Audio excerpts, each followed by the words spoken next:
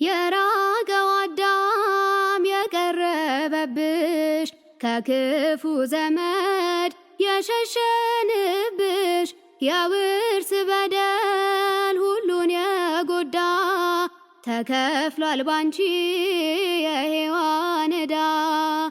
ታቦት ዘዶር በሥላሴ ጸዳል የምታበሪ አምልኮቱን የምትነግሪ ምልዕተ ጸጋ ሰርጎ ዓለም ማይደረ መለኮት ድንግል ማርያም ቀዳሚት ሔዋን እናትሽ ሆና ልጅ እንደሌላት ስትኖር አዝና እናትም ልጅም አንቺ ሆንሽላት ስሟን ለውጠሽ በክብር አቆምሻት።